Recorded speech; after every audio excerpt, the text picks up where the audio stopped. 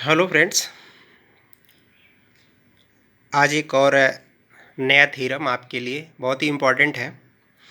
पहले थ्योरम पढ़ता हूँ, उसके बाद इसका सलूशन बताता हूँ। देखिए क्या कह रहा है। कह रहा है कि prove that the line joining the mid points of any two side of a triangle is parallel to the third side.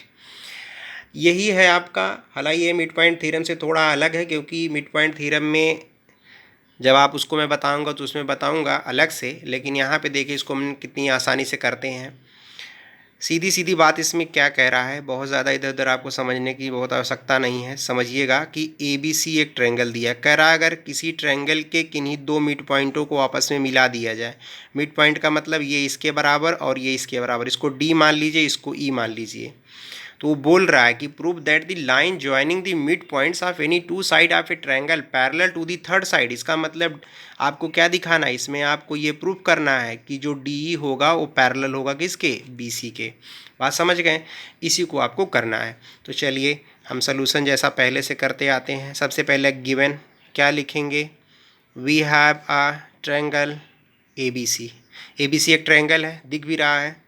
और क्या लिखेंगे, d and e are mid point, क्या चीज़, mid points on a b and a c. ये दोनों का mid point दिया हुआ है, इसमें कोई प्रॉब्लम नहीं है। और क्या प्रूफ करना है उसको लिख देते हैं, to proof D E parallel to B C. ये हमको क्या करना है, प्रूफ करना है। चलिए आइए प्रूफ करते हैं। देखिएगा बहुत ही आसानी से प्रूफ कैसे होगा उसको समझिए। सबसे पहले लिखेंगे we have in triangle A B C. क्या लिखेंगे, A D upon D B is equal to 1। ऐसा मैंने क्यों लिखा आप समझिएगा, आगे रीज़न दे दीजिए। सिंस ए डी बराबर क्या है, डी बी, इसको 1 मान लीजिए। भाई ए डी बराबर डी बी ही तो है 1, क्योंकि ये दोनों कैंसिल हो जाएगा। जब बराबर है कैंसिल होकर 1 आएगा। तो यहाँ मैंने ऐसा लिख दिया, इसमें आपको समस्या नहीं होना चाहिए। A D upon D B equals to 1 क्यों लिखा है, क्योंकि D is the mid point of A B. Now आगे देखिएगा, ए ई अपान ई सी, ए ई अपान ई सी बराबर 1 लिखा। Reason since a equals to e c, a equals to e c, इसको second मान लीजिए। ए इक्वस टू ई सी क्यों है, क्योंकि ई जो है ए सी का मिड पॉइंट है। तो आप बात समझ गए, ये भी दोनों कैंसिल हो जाएगा, दोनों बराबर है, क्योंकि ई जो है ए सी का मिड पॉइंट है तो ए इक्वस टू ई सी हो जाएगा। डी जो है ए बी का मिड पॉइंट है तो ए D equals to D B हो जाएगा। उसके बाद from first and second we get, क्या मिलेगा, दोनों का देख रहे हैं, पहले का राइट हैंड साइड 1 है, दूसरे का राइट हैंड साइड 1 है, और दोनों 1 1 बराबर। इसका मतलब ये वाला इसके क्या हो जाएगा, बराबर। तो ए डी बराबर d b, sorry a D upon D b equals to a e upon e c. ये मिला आपको, ठीक है।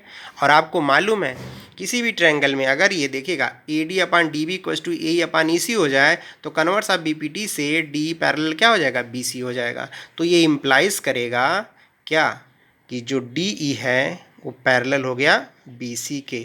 रीज़न क्या देंगे, by converse of B P T, ठीक है।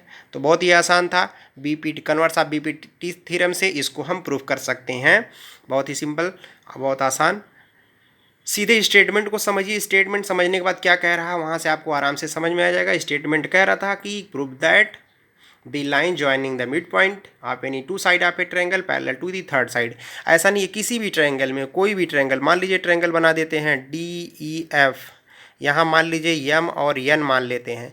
यम इसका मिड पॉइंट है, डी ई का अगर मिड पॉइंट है तो ये इसके बराबर, यन अगर इसका मिड पॉइंट है तो ये इसके बराबर।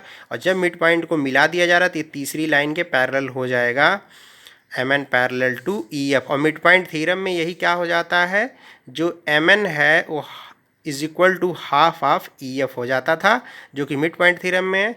जब उसको करवाएंगे तो अलग से बताएंगे। हालांकि ये आप इसको समझिए, ये भी क्लास 10th NCERT बुक का थ्योरम है। Thank you.